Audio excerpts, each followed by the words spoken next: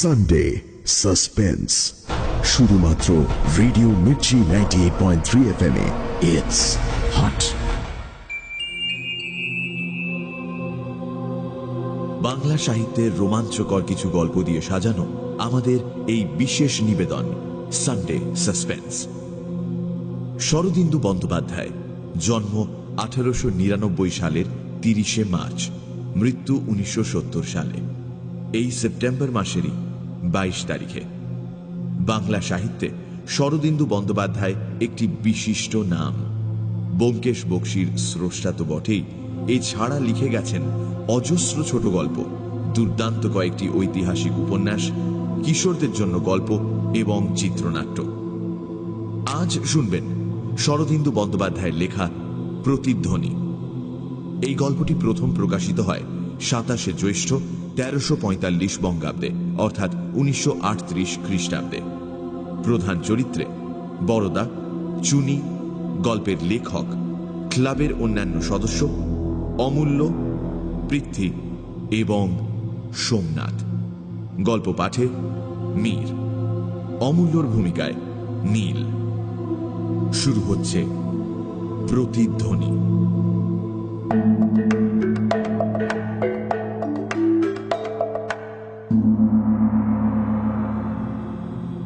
মানুষের চরিত্র যতটুকু দেখেছি তাতে সে শুরু থেকে শেষ পর্যন্ত অবিচলিতভাবে সঙ্গতি ও সামঞ্জস্য রক্ষা করে চলবে এরকম মনে করবার কোনো কারণ ঘটেনি।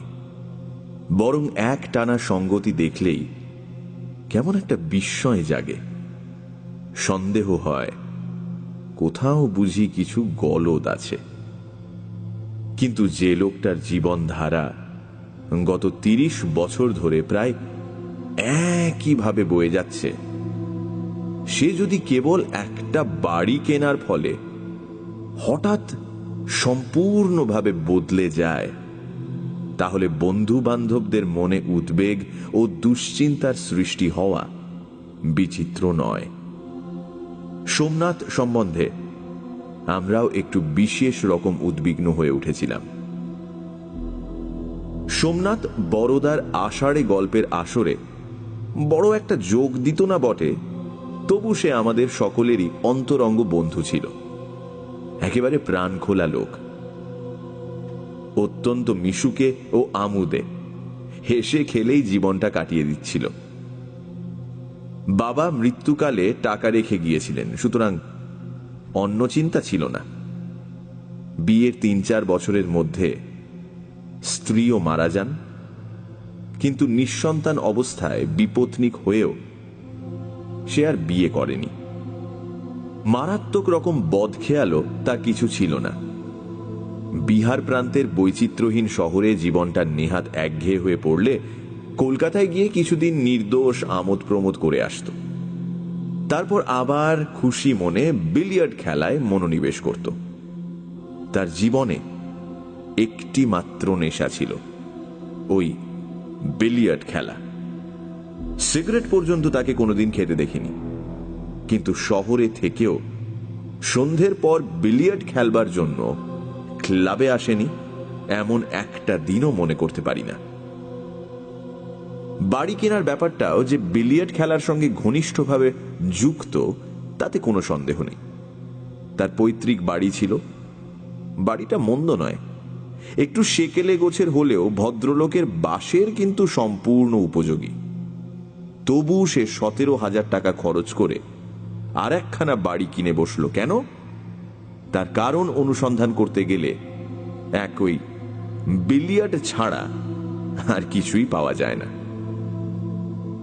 আমাদের মিউনিসিপ্যাল সীমানার এক প্রান্তে গঙ্গার ধারে একটি পুরনো বাড়ি ছিল, এবং বাড়িতে এক বুড়ি মেম বাস করত। বাড়িটা বেশি পুরনো নাকি বুড়ি মেম, এটা নিয়ে আমাদের মধ্যে তর্ক হয়েছে বহুবার। শেষে আমাদের মধ্যে কেউ একজন গ্যাজেটিয়ার খুলে প্রমাণ করে দিয়েছিল যে বাড়িটাই বেশি পুরনো। প্রায় 150 বছর আগে এক নীলকর সাহেব এই কুঠি তৈরি করিয়েছিলেন। ক্রমে নীলের ব্যবসা উঠে যাওয়ায় ওটি পারিবারিক বাসভবনে পরিণত হয়েছিল। তারপর 3 পুরুষ ধরে নীলকর সাহেবের বংশধরেরা এখানেই বাস করেছে। বুড়ি শেষ উত্তরাধিকারিণী। আমাদের তর্কের নিষ্পত্তি হয়েছিল বটে, কিন্তু আর একটা প্রশ্ন উঠেছিল, বাড়ি অথবা বুড়ি শেষ পর্যন্ত কোনটি টিকে থাকবে। কিন্তু এক্ষেত্রেও বুড়ি হেরে গেল। একদিন শুনলাম তার গঙ্গা লাভ হয়েছে। বুড়ি চিরকুমারী, তাই সাক্ষাৎ ওয়ারিস বলে কেউ ছিল না। অল্পদিন পরে শোনা গেল বাড়িটি বিক্রি হবে। নেহাত খেয়ালের বশেই একদিন বিকেলে আমরা কয়েকজন দেখতে গেলাম। সোমনাথের গাড়ি আছে, তার গাড়ি চড়েই অভিযান হলো। ফাঁকা মাঠের মতো বিস্তৃত গঙ্গার তীরে নিচু পাঁচিলে ঘেরা ভিলা জাতীয় বাড়ি, চতুষ্কোণ বাড়ি, চারিদিকে নিচু বারান্দা, মাঝখানটা প্রায় দোতলার মতন উঁচু হয়ে আছে। একটা প্রকাণ্ড ঝাউ গাছ নিতান্ত একা এক পাশে দাঁড়িয়ে আছে। বাড়ির পেছন দিয়ে গঙ্গা বইছে। সামনের দরজার স্তম্ভে শ্বেত পাথরের ফলকের উপর নাম লেখা, একোজ, প্রতিধ্বনি। বাড়ির একজন মুসলমান চৌকিদার ছিল। সেও বোধ করি ওই বুড়ির সমসাময়িক। চাবি খুলে বাড়ির ভেতরটা আমাদের দেখালো। সুসজ্জিত পরিষ্কার পরিচ্ছন্ন ঘরগুলি, চেয়ার, সোফা, খাট ঘরে ঘরে যেমন ছিল তেমনই সাজানো আছে। বাড়ির ঠিক মাঝখানে একটি প্রকাণ্ড হল ঘর।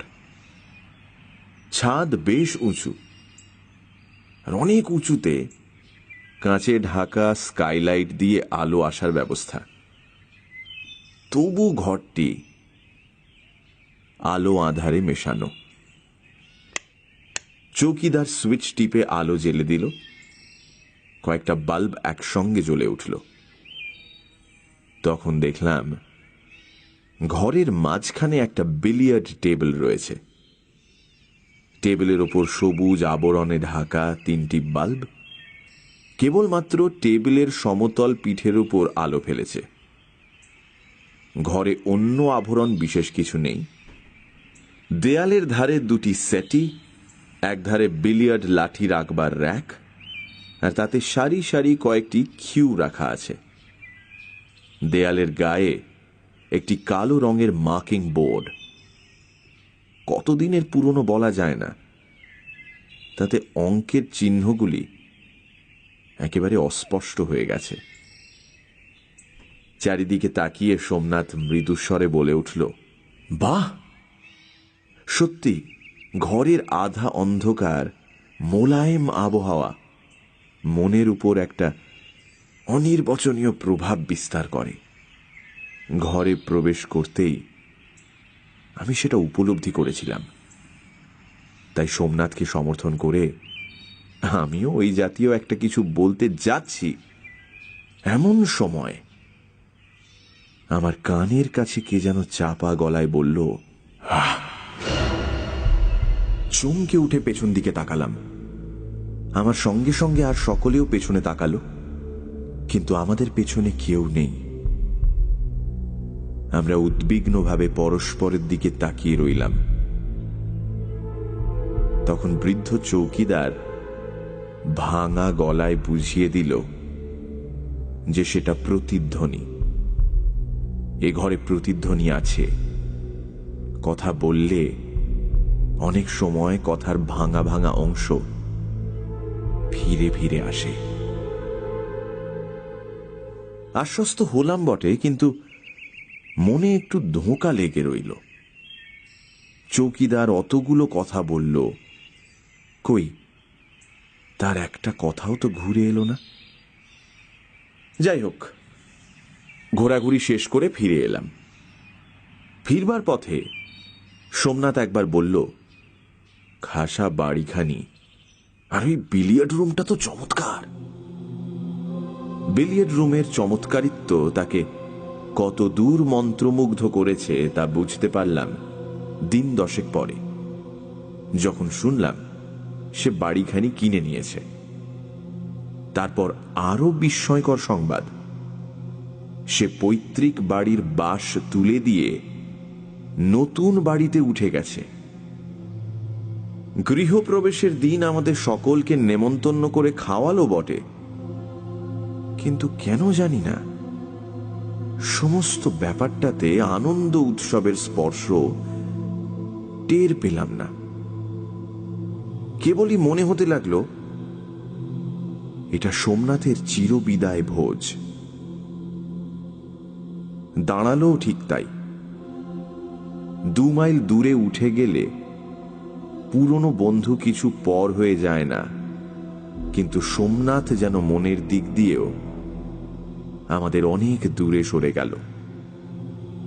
মাঝে মাঝে সে ক্লাবে আসতো এবং আগের মতো হাসি গল্প করবার চেষ্টা করত বটে, কিন্তু দেখলাম তার মনটা আগা গোড়া বদলে গেছে। আগে যেমন সমস্ত গল্প, কৌতুক ও খেলায় মন প্রাণ ঢেলে যোগ দিতে পারত, এখন আর তেমন পারে না। তার প্রাণ খোলা হাসিটাও যেন কেমন অন্য মনস্ক হয়ে পড়েছে। যে এতদিন রক্ত মাংসের মানুষ ছিল, সে যেন হঠাৎ অবাস্তব ছায়ায় পরিণত হয়েছে। ক্লাবে বসে সোমনাথ সম্বন্ধেই কথা হচ্ছিল। পৃথ্বী বলল, ক্ষুধিত পাষাণ, বাড়িটা সোমনাথকে গিলে খেয়েছে, বুঝলি? কতদিন এদিকে আসেনি? আমার হিসেব ছিল। বললাম, আমাদের নাটকের অভিনয়ের রাতে তাকে শেষ দেখেছি। তা মাসখানেক হলো। অমূল্য বলল, ক্ষুদিত পাষাণ টাষাণ নয়, আসলে নিজের বিলিয়ার টেবিল পেয়েছে, রাত দিন তাই খেলছে। বড়দা এক পাশে বসেছিল, কড়িকাঠের দিকে চোখ তুলে বলল, অমূল্য ভুরু তুলে তার দিকে ফিরল। হু মানে কি বলতে চাও? তাকে ভূতে পেয়েছে? বড়দা উত্তর দিল না, কড়িকাঠের দিকে তাকিয়ে রইল। তারপর চোখ নামিয়ে আমাকে লক্ষ্য করে বলল, যে রাতে সোমনাথ আমাদের নেমন্তন্ন করে খাইয়েছিল, সে রাতের কথা মনে আছে? কোন কথা? খাওয়া দাওয়ার পর তুমি আর সোমনাথ বিলিয়ার্ড খেলেছিলে, বোধহয় ভোলনি। আমি বসে তোমাদের খেলা দেখছিলাম। সে সময় তোমার নিজের খেলার কোনো বিশেষত্ব লক্ষ্য করনি? লক্ষ্য যে করেছিলাম তা নিজের কাছেও এতদিন স্পষ্টভাবে স্বীকার করিনি, অথচ বড়দা সেটা লক্ষ্য করেছে। ভালো খেলোয়াড় বলে আমার অহংকার নেই, কিন্তু সেদিন আমার খেলা আশ্চর্য রকম খুলে গিয়েছিল। শুধু তাই নয়, একটা অদ্ভুত অনুভূতি আমাকে ঘিরে রেখেছিল। প্রত্যেকবার বল মারার সময় মনে হয়েছিল আমি খেলছি না, অন্য কেউ আমার হাত ধরে খেলে দিচ্ছে। আমি হয়তো পট রেড মারবার চেষ্টা করছি, কিন্তু বলের সাথে কিউয়ের সংস্পর্শ ঘটবার আগেই যেন একটা অদৃশ্য হাত আমার হাতে কিছুটা নাড়া দিয়ে আমাকে লক্ষ্যভ্রষ্ট করে দিচ্ছে। ফলে আমার বল রেডকে স্পর্শ করে সমস্ত টেবিল ঘুরে একটা অসম্ভব পকেটে প্রবেশ করত। এমনি অনেকবার ঘটল। ক্রমে আমার মনে এমন একটা মোহাচ্ছন্ন ভাব এসে পড়ল যে যন্ত্রের মতো খেলে গিয়েছিলাম। সোমনাথ সেদিন আমাকে হারাতে পারেনি। খেলার শেষে মোহের অবস্থা কেটে গেলে এই বলে নিজেকে বোঝাবার চেষ্টা করছিলাম যে খেলার ক্ষেত্রে কখনো সখনো এরকম অঘটন ঘটে যায়। খারাপ খেলোয়াড়ও হঠাৎ ভালো খেলে ফেলে। কিন্তু এর মধ্যে অলৌকিক কিছু আছে, সেটা কিন্তু তখন ভাবিনি। আজ বড়দা মনে করিয়ে দিতেই সমস্ত ঘটনা হঠাৎ মনে পড়ে গিয়ে একেবারে বিদ্যুৎ স্পৃষ্টের মতো চমকে উঠলাম। আমি বড় বড় চোখে চেয়ে আছি দেখে বড়দা বলল, তাহলে লক্ষ্য করেছিলে?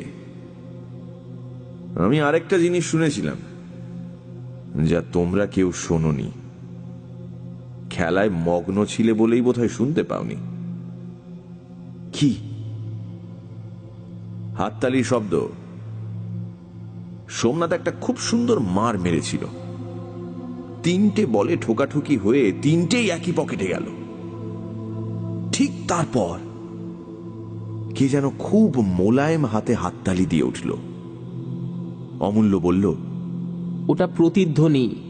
আরে যেখানে সহজ স্বাভাবিক ব্যাখ্যা সম্ভব সেখানে ভূত প্রেত টেনে আনার কি মানে হয় সেটা তো বুঝি না। বলে বলে ঠোকাঠুকি হওয়ার আওয়াজ প্রতিধ্বনিত হলে সেটা হাততালির মতোই শোনায়। বড়দা বলল, আশ্চর্য বলতে হবে, বল ঠোকাঠুকি তো বরাবরই হচ্ছিল, তবে প্রতিধ্বনিটা ঠিক সেই সময় হলো কেন? কিছুক্ষণ কোনো কথা হলো না। এক্ষেত্রে একটা কথা বলে রাখা জরুরি। এর আগে আমি বহুরূপী নামে একটি গল্প লিখেছি এবং সেটা লেখার পর বড়দা সম্বন্ধে আমাদের মনের ভাব কিন্তু বেশ পরিবর্তিত হয়েছিল। সকলেরই নাস্তিকতার গোড়া একটু আলগা হয়ে গিয়েছিল। চুনি তো বিস্তর বই কিনে মহা উৎসাহে প্রেততত্ত্বের চর্চা আরম্ভ করে দিয়েছিল। অমূল্য যদিও এখনো তর্ক করতে ছাড়েনি, তবু তার ঝাঁজ অনেকটা কমে এসেছিল। ঋষি আমাদের আলোচনাকে সোজা পথে ফিরিয়ে আনলো। বলল, সে যা হোক, কথাটা শেষ পর্যন্ত দাঁড়াচ্ছে কি? সোমনাথে যে বাড়ি কিনে একেবারে আলাদা মানুষ হয়ে গেল, আমাদের সংসর্গ পর্যন্ত ছেড়ে দিল, এর কারণটা তো কেউ দেখাতে পারল না। তাকে ভূতে পেয়েছে এ কথায় শ্রদ্ধা করা যায় না। তবে কি হয়েছে তার? বড়দা আস্তে আস্তে বলল, আমার কি মনে হয় জানো, সোমনাথ আমাদের চেয়ে ঢের বেশি মনের মতো সঙ্গী পেয়েছে।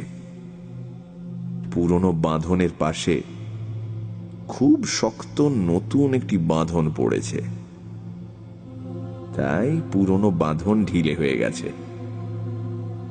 বড়দার কথার ইঙ্গিতটা ভুল করবার মতো নয়, কিন্তু এতটাই আজগুবি যে নির্বিচারে মেনে নেওয়াও যায় না।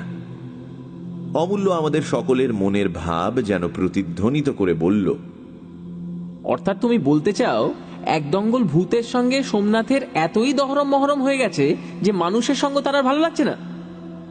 এবারও বড়দা সোজাসুজি উত্তর দিল না, বরঞ্চ যেন নিজের চিন্তায় নিমগ্ন হয়ে গেছে এমনই ভাবে চুপ করে রইল।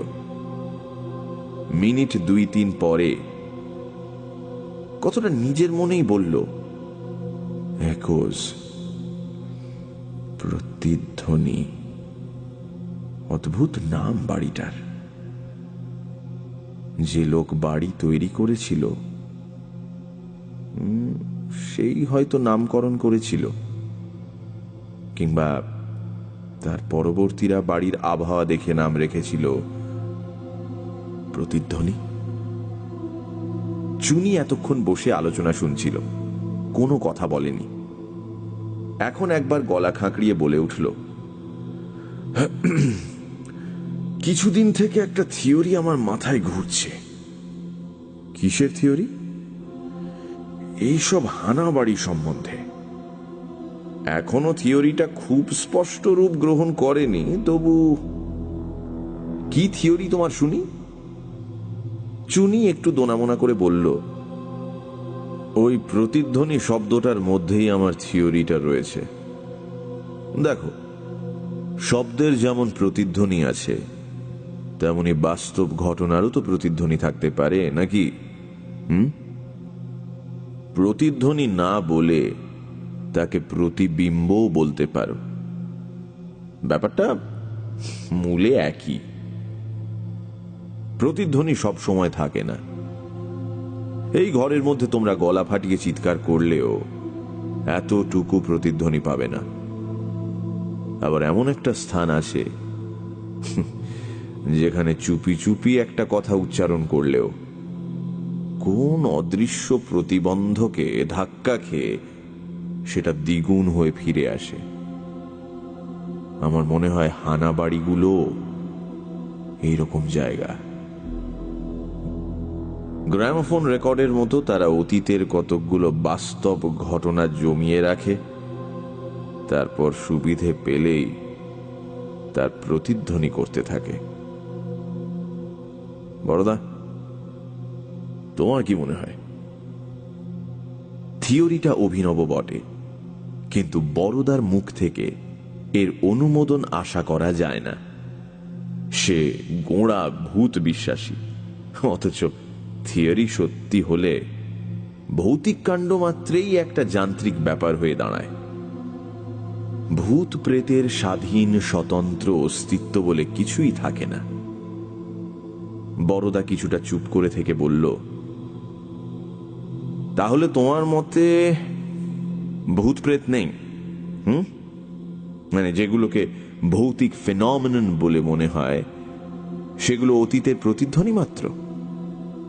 চুনি বলল, না, তা ঠিক নয়। আমি বলতে চাই ভূত প্রেত থাকে থাক, কিন্তু হানা বাড়িতে সাধারণত যেসব ব্যাপার ঘটে থাকে সেগুলো হয়তো অধিকাংশই এই প্রতিধ্বনি জাতীয়। আমি বললাম, সোমনাথের বাড়িতে প্রতিধ্বনি আছে, সেটা আমরা দেখেছি। সেটা কোন জাতীয়? চুনি বলল, সেটাই তো আমি পরীক্ষা করে দেখতে চাই। কি তোমরা কেউ রাজি আছো? কি করতে হবে? আমি স্থির করেছি একদিন সোমনাথের বাড়িতে গিয়ে রাত কাটাবো। সে হঠাৎ এমন বদলে গেল কেন, তার একটা সন্তোষজনক কৈফিয়ত আবশ্যক। সুতরাং মনস্তত্ত্বের দিক দিয়েও পরীক্ষাটা খুব একটা ফেলনা হবে না। আর যদি সে এমন কিছু পেয়ে থাকে যার তুলনায় তার আজন্মের সমস্ত বন্ধন ঢিলে হয়ে গেছে, তাহলে সেই অপূর্ব বস্তুটি কি তাও তো আমাদের জানা দরকার, নাকি? অমূল্য একটু মুখ বাঁকিয়ে কবিতা আবৃত্তি করল। যে ধনে হইয়া ধনী, মনিরে মাননা মনি, তাহারই খানিক মাগি আমি নত শিরে। যদি সুবিধে হয় গোটা কয়েক প্রেতাত্মা বড়দার জন্য চেয়ে নিয়ে এসো, আমাদেরই ক্লাব ঘরে পুষে রাখা যাবে।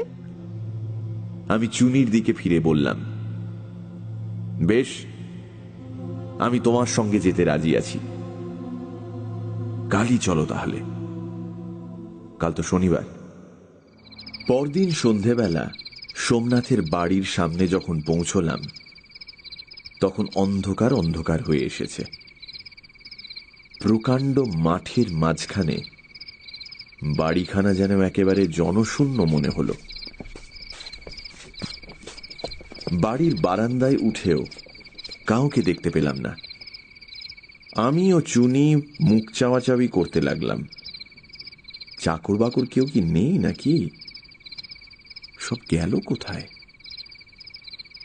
একটা হাঁক দেব মনে করছি, এমন সময় ভেতর থেকে খট খট শব্দ শুনতে পেলাম। ভুল হবার নয়, বিলিয়ার্ড বলের ঠোকাঠুকি লাগার শব্দ।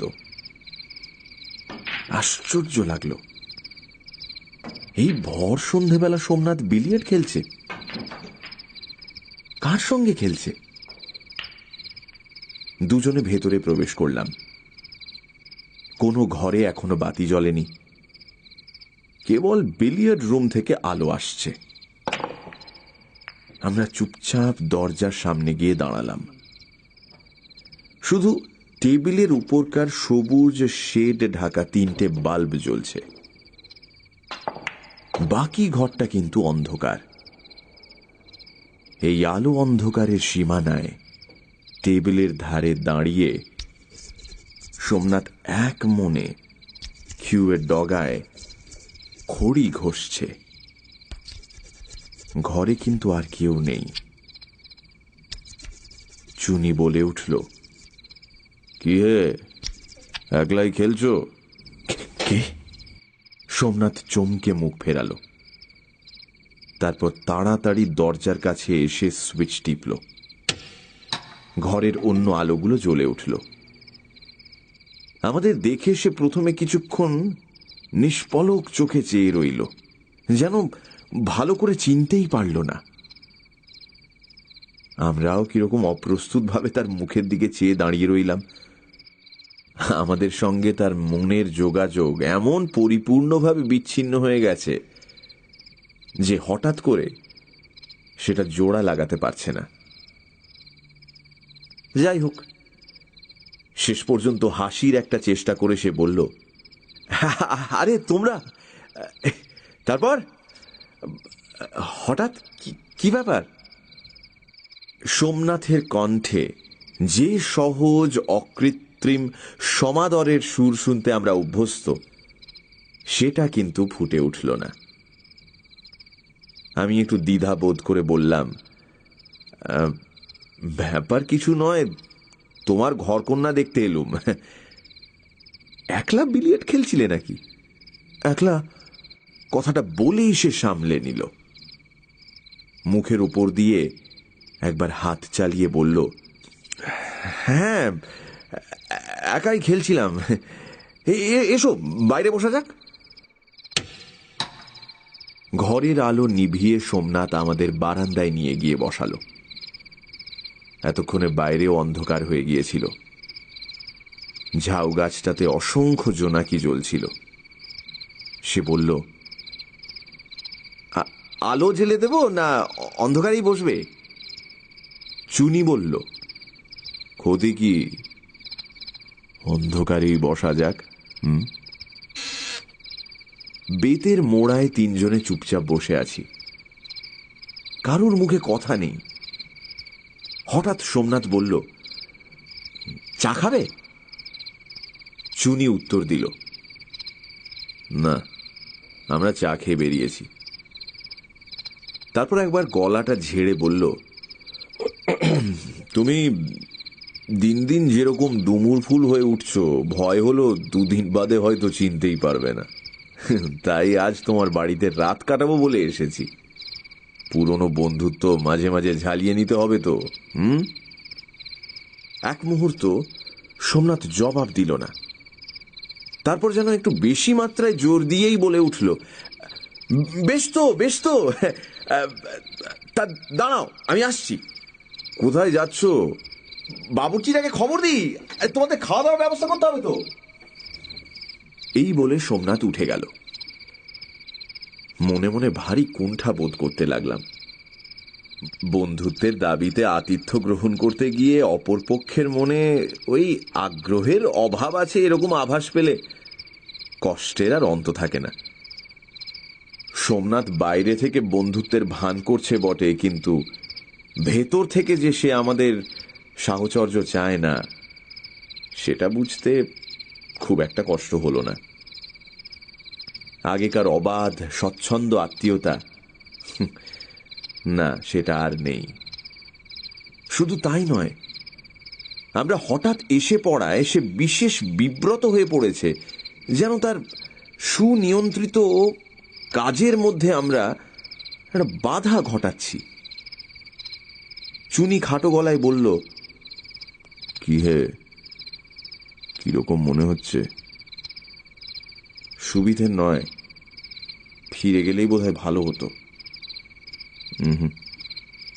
থাকতে হবে।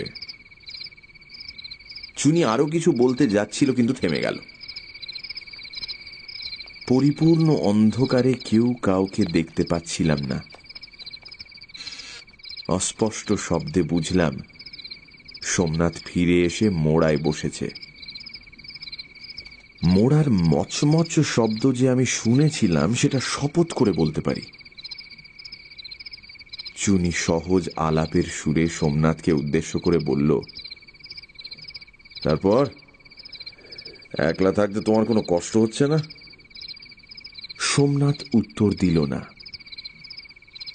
এই সময় কেন জানি না আমার ঘাড়ের রোঁয়া হঠাৎ শক্ত হয়ে খাড়া হয়ে উঠল।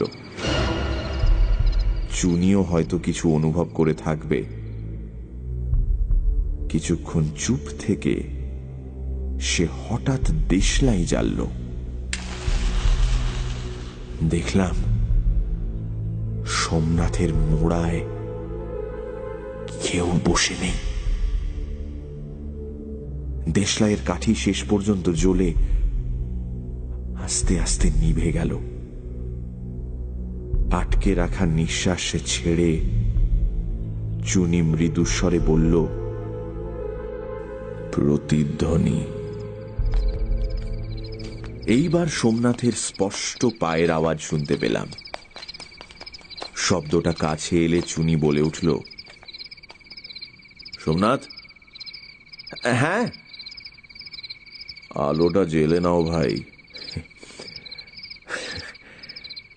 অন্ধকার আর ভালো লাগছে না। কথার শেষে হাসতে গিয়ে তার গলাটা কেঁপে গেল। বারান্দার আলো জ্বেলে দিয়ে সোমনাথ এসে বসল। সাদা ঢাকনির মধ্যে হালকা একটা বাল্ব স্নিগ্ধ আলো ছড়াচ্ছে। অন্ধকারের চেয়ে এই ভালো, তবু তো একে অপরের মুখ দেখা যায়। সোমনাথ বলল, বাবুজিকে বলে এলাম, শুধু মুরগির কারি আর পরোটা, তার বেশি কিছু জোগাড় হয়ে উঠল না। ইতিমধ্যে যে ক্ষুদ্র ব্যাপারটি ঘটে গিয়েছিল তার উল্লেখ না করে চুনি বলল, যথেষ্ট যথেষ্ট। অমৃতের ব্যবস্থা থাকলে 5 রকম ব্যঞ্জনের দরকার হয় না। কিন্তু তুমি বাবুর্চি রেখেছ যে? সোমনাথ একটু চুপ করে থেকে বলল, রাখিনি ঠিক, বাড়ির যে বুড়ো চৌকিদারটা ছিল সেই রেঁধে দেয়। রাঁধুনি বামুন পেলে না? দরকার বোধ করি না, তাছাড়া আমি একলা মানুষ। চাকরও তো দেখছি না, চাকর রাখুনি কেন? হ্যাঁ, রেখেছিলাম একজন, কিন্তু রইল না। চুনি মোড়া টেনে নিয়ে সোমনাথের আরো কাছে গিয়ে বসল। বলল, আসল কথাটা কি বলতো সোমনাথ? বাড়িতে কিছু আছে না? মুখে একটা বিস্ময়ের ভাব এনে সোমনাথ বলল, কি থাকবে? সেই কথাই তো জানতে চাইছি। শহরের এক কোনায় এই পুরনো বাড়ি, চাকর বামুন থাকতে চায় না। কিছু থাকা এত বিচিত্র নয়। সোমনাথের চোখের ওপর অদৃশ্য পর্দা নেমে এলো। সে হাসবার একটা ব্যর্থ চেষ্টা করে বলল, পাগল না খ্যাপা, ওসব কিছু নয়। শহর থেকে দূর পড়ে, তাই চাকর বাকর থাকতে চায় না। বুঝলাম কিছু বলবে না। ইচ্ছে করলে যে অনেক কিছু বলতে পারে তাও বোঝা গেল, কারণ সোমনাথ মনের ভাব গোপন করতে পারে না। মুখে চোখে সেটা প্রকাশ হয়ে যায়। কিন্তু লুকোতে চাইল কেন? যেটা সে জেনেছে তার কোনো অংশীদার রাখতে চায় না। কৃপণের মতো একা ভোগ করতে চায়, কিংবা অবিশ্বাসীর ব্যঙ্গ বিদ্রুপের ভয় বলতে চায় না। চুনি কিন্তু ছাড়বার পাত্র নয়। সোজাসুজি জেরায় ফল হলো না দেখে সে এবার অন্য পথ ধরল। কিছুক্ষণ এ কথা সে কথার পর হানাবাড়ি সম্বন্ধে নিজের থিওরির কথা বাড়ল। বেশ ফলাও করে লেকচারের ভঙ্গিতে ব্যাখ্যা করে নিজের থিওরির সম্ভাব্যতা প্রমাণ করতে লাগলো। সোমনাথও দেখলাম এক মনে গালে হাত দিয়ে শুনছে। ইতিমধ্যে আমাদের চারপাশে যে একটি অতীন্দ্রিয় ব্যাপার ঘটতে আরম্ভ করেছে তা বোধ করি এরা দুজনে জানতে পারেনি। প্রথমটা আমিও লক্ষ্য করিনি, কিন্তু হঠাৎ এক সময় মনে হলো কারা যেন নিঃশব্দে এসে আমাদের ঘিরে দাঁড়িয়ে এক মনে চুনির কথা শুনছে। চোখে কিছুই দেখলাম না, এমনকি কানে যে কিছু শুনেছিলাম এমন কথাও জোর করে বলতে পারি না। তবু কেমন করে এই অদৃশ্য আবির্ভাবের কথা জানতে পারলাম তা আমার কাছে এক প্রহেলিকা। কিন্তু জানতে যে পেরেছিলাম তাতে বিন্দু মাত্র সন্দেহ নেই। এটা অনুমান বা উত্তেজনার ফলে কল্পনার কোনো রূপ নয়, স্পর্শ করবার মতো অত্যন্ত বাস্তব অনুভূতি। অস্পষ্ট আলোয় তাদের দেখতে পাচ্ছি না বটে, কিন্তু তারা যে আমাদের গা ঘেঁষে দাঁড়িয়ে মন দিয়ে চুনির কথা শুনছে সেটা প্রত্যক্ষ অনুভূতির মতোই সত্য। ক্রমে একটি হালকা সুগন্ধ নাকে আসতে লাগলো। তাজা ফুলের বা আতর এসেন্সের গন্ধ নয়, পপৌরির মতো একটু বাসি অথচ সুমিষ্ট সৌরভ। ধীরে ধীরে গন্ধ স্পষ্ট হয়ে উঠতে লাগলো। তখন বুঝতে পারলাম জিয়ানো ল্যাভেন্ডার ফুলের গন্ধ। চুনি তখনও থিওরি ব্যাখ্যা করছিল, তাই গন্ধ নাকে গেলেও সে মনে হয় ওটা লক্ষ্য করেনি। আলোচনা শেষ করে সে বলল, অবশ্য এটা আমার মন গড়া কাল্পনিক থিওরি, তবু কিছু ভিত্তি কি এর নেই? তোমার কিরকম মনে হচ্ছে? সোমনাথ মুখ তুলে বোধ করি একটা কিছু উত্তর দিতে যাচ্ছিল, চুনি হঠাৎ চারিদিকে চেয়ে বলল, গন্ধ, কিসের একটা গন্ধ। আমি বললাম, পেয়েছ তাহলে? ল্যাভেন্ডারের গন্ধ। সোমনাথের চোখের মধ্যে যেন বিদ্যুৎ খেলে গেল। সে ধর্মড় করে উঠে দাঁড়িয়ে বলল, ল্যাভেন্ডারের গন্ধ? না না, ও তোমাদের ভুল। গন্ধ কই কই কই, আমি তো কিছু পাচ্ছি না। চুনি বলল, সত্যি পাচ্ছ না? না, কিচ্ছু না বলে সজোরে মাথা নাড়ল। সে যেন জোর করেই গন্ধটা উড়িয়ে দিতে চায়, কিন্তু গন্ধটাকে উড়িয়ে নিয়ে গেল অন্য জিনিস। হঠাৎ একটা দমকা হাওয়া বাড়ির ভেতর থেকে এসে সমস্ত গন্ধটুকু এক নিমেষে ভাসিয়ে নিয়ে চলে গেল। বিস্মিতভাবে বাইরের দিকে তাকালাম। ঝাউ গাছের জোনাকি ঘেরা বিরাট দেহ অন্ধকারে চোখে পড়ল। ঝাউ গাছ একেবারে নিস্তব্ধ। অল্পমাত্র বাতাস বইলে যে গাছ মর্মর ধ্বনি করে ওঠে, তাতে শব্দমাত্র নেই। সোমনাথ আবার মোড়ায় বসে পড়ল। চুনি প্রখর জিজ্ঞাসু চোখে চারিদিকে চেয়ে রইল। আমি নিচু স্বরে বললাম, চলে গেছে। যারা এসেছিল তারা আর নেই। চুনি, গন্ধটাও কি প্রতিধ্বনি? তারপর অনেক এলোমেলো আলোচনার মধ্যে দিয়ে খাবার খাওয়ার আগের ঘন্টা দুয়েক সময় কেটে গেল। সোমনাথ মুহ্যমান হয়ে রইল। আমরাও মনের মধ্যে একটা নামহীন অস্বাচ্ছন্দ্য নিয়ে বসে রইলাম। অসাধারণ আর কিছু অনুভব করলাম না। যারা এসেছিল তারা যেন আমাদের অধিকার বহির্ভূত কৌতূহল দেখে সন্ত্রস্তভাবে চলে গেছে। নিঃশব্দে খাওয়া দাওয়া শেষ হল। বুড়ো চৌকিদার পরিবেশন করল। অনুভবে বুঝলাম সেও আমাদের উপর খুশি নয়। তার সাদা ভুরু দুটো নীরবে আমাদের ধিক্কার দিতে লাগল।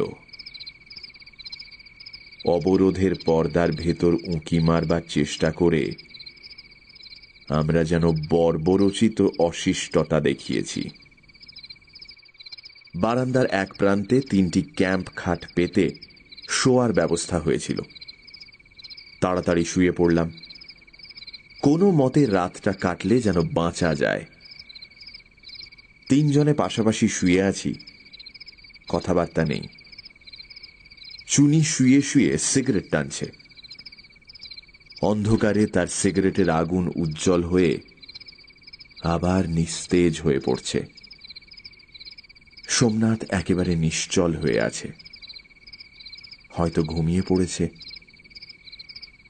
কয়েকটা জোনাকি আমাদের বিছানার চারিপাশে উড়ে উড়ে যেন পাহারা দিচ্ছে। নানা কথা মনে আসতে লাগলো।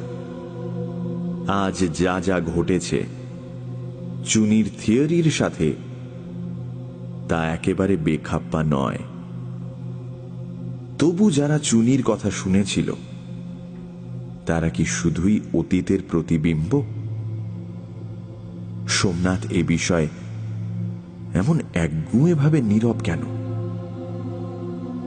অতীতের ছায়ার সাথে বর্তমানের মানুষের এমন সাক্ষাৎ সম্বন্ধ ঘটে কি করে? আর যদি সজীব স্বতন্ত্র আত্মা হয় তবে ওরা কারা? ল্যাভেন্ডার ফুলের গন্ধ কেন এলো? সেকালে ইংরেজ মেয়েদের ল্যাভেন্ডার ফুল একটা শৌখিনতা ছিল শুনেছি। সেই গন্ধ অতীতের কোন দেহ সৌরভের সাথে মিশে ভেসে এলো? বোধহয় একটু ঘুমিয়ে পড়েছিলাম। এক মুহূর্তে সমস্ত চেতনা সতর্ক হয়ে জেগে উঠল। কিছুক্ষণ নিস্পন্দভাবে শুয়ে রইলাম। তারপর বাড়ির ভেতর থেকে পরিচিত খট খট শব্দ কানে এলো। ঘাড় তুলে দেখলাম চুনি বিছানায় উঠে বসে আছে। সে নিঃশব্দ পদে উঠে এসে আমার কানে কানে বলল, শুনতে পাচ্ছ? সোমনাথ বিছানায় নেই, কখন উঠে গেছে। এসো দেখা যাক। শব্দ করো না। তন্ত্রার মধ্যে 1 ঘন্টা কেটে গেছে। রেডিয়াম যুক্ত হাত ঘড়ি দেখে বুঝতে পারলাম রাত 11:30। অন্ধকারে পা টিপে টিপে দুজনে বিলিয়ার্ড ঘরের দিকে চললাম। দরজা পর্যন্ত গিয়ে আমরা আর এগোলাম না। টেবিলের উপর তেমনি 3টি আলো জ্বলছে, বাকি ঘর অন্ধকার। সোমনাথ টেবিলের উপর ঝুঁকে বল মারছিল। তার মুখ স্পষ্ট দেখতে পেলাম।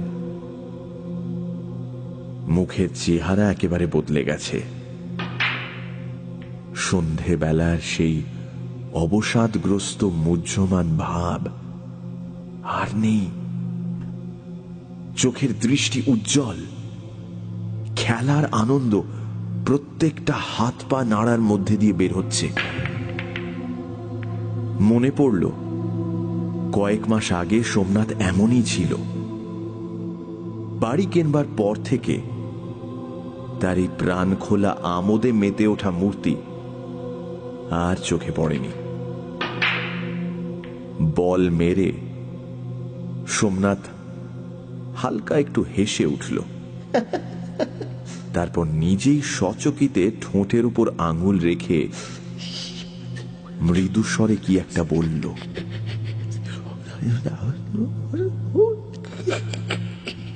পরক্ষণে আরেকটি সুমিষ্ট হাসির শব্দ কানে এলো। হয়তো এটি সোমনাথের হাসির প্রতিধ্বনি, কিন্তু পর্দায় ও মিষ্টতায় এত তফাৎ যে নারী কণ্ঠের হাসি বলে ভুল হয়। খেলা চলতে লাগলো। সোমনাথ একা খেলছে, তবু যেন একা খেলছে না, কারোর সাথে কৌতুকপূর্ণ প্রতিযোগিতা চলছে সোমনাথের। সম্মোহিতের মতো দরজার বাইরে দাঁড়িয়ে দেখতে লাগলাম।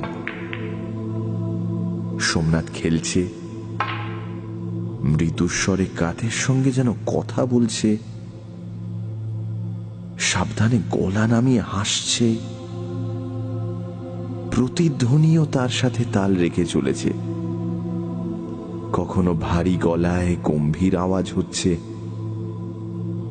আবার কখনো কোমল কণ্ঠের অর্ধোচ্চারিত মৃদু ভাষণ কানে কানে অর্থহীন কথা বলে যাচ্ছে।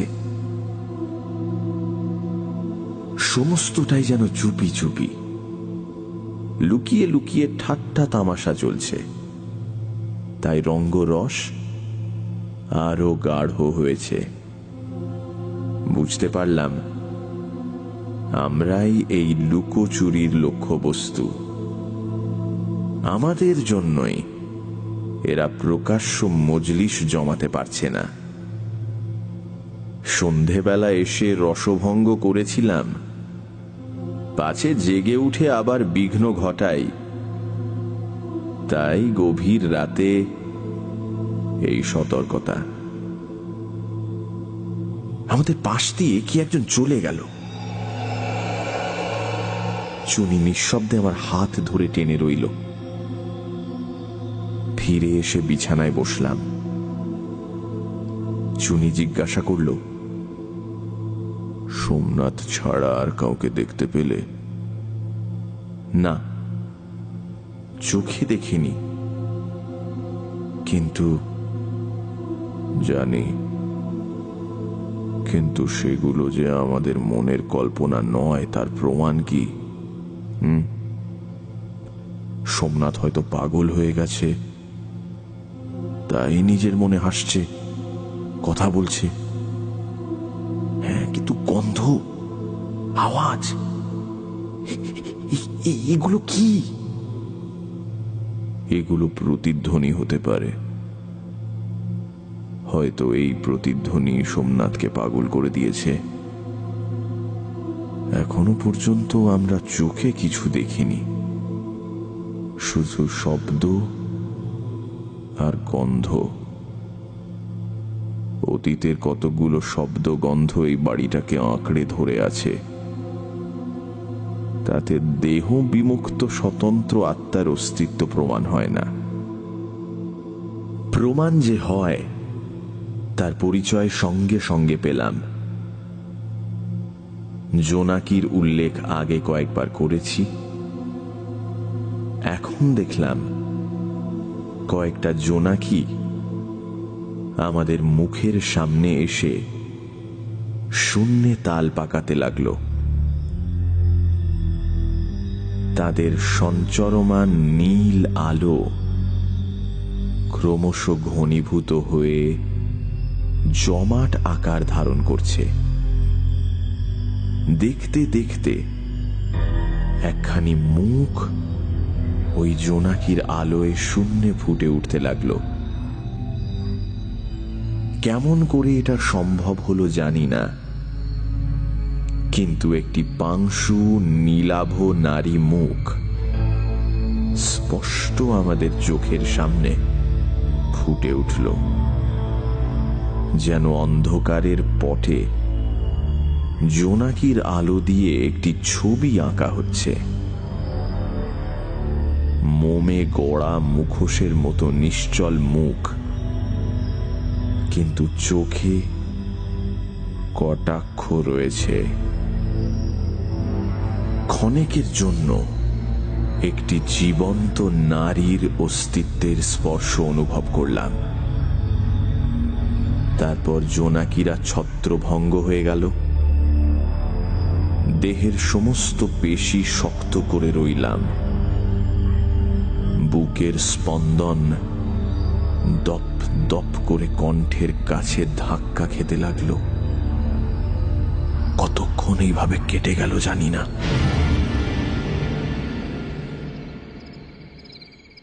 আমি প্রথম কথা বললাম, চুনি, এবার চোখে দেখা হয়েছে?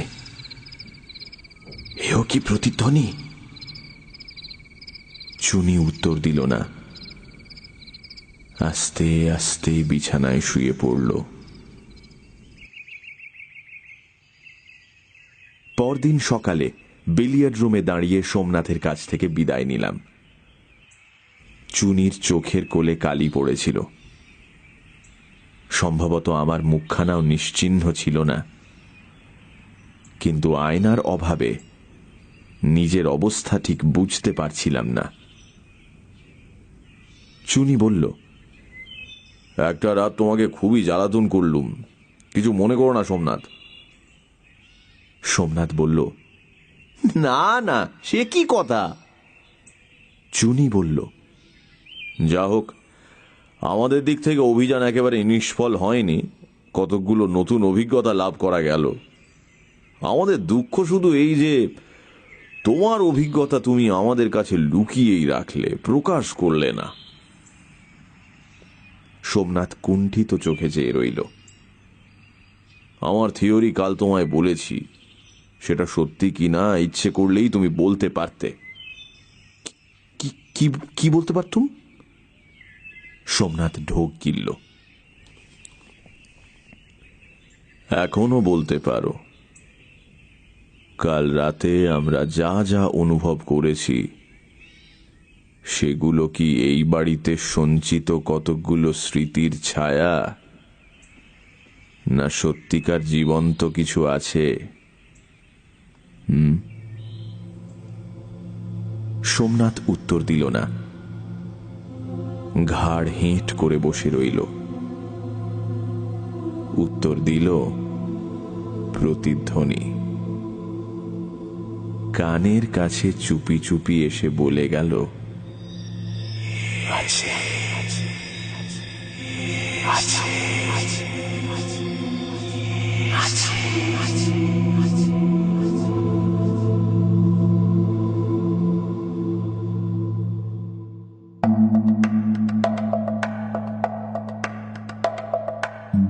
শুনছিলেন প্রতিধ্বনি। রচনা শরদিন্দু বন্দ্যোপাধ্যায়, গল্প পাঠে মীর, অমূল্যর ভূমিকায় নীল, শব্দগ্রহণ, আবহ সঙ্গীত এবং স্পেশাল এফেক্টসে রিচার্ড, পরিকল্পনা ও পরিচালনায় ইন্দ্রাণী। রেডিও মির্চি 98.3 FM এর তরফ থেকে আন্তরিক ধন্যবাদ শ্রী প্রবীর চক্রবর্তীকে আমাদের পাশে থাকার জন্য। আগামী সপ্তাহে ঠিক এই সময় আরো একটি রোমাঞ্চকর গল্প নিয়ে হাজির হবে সানডে সাসপেন্স।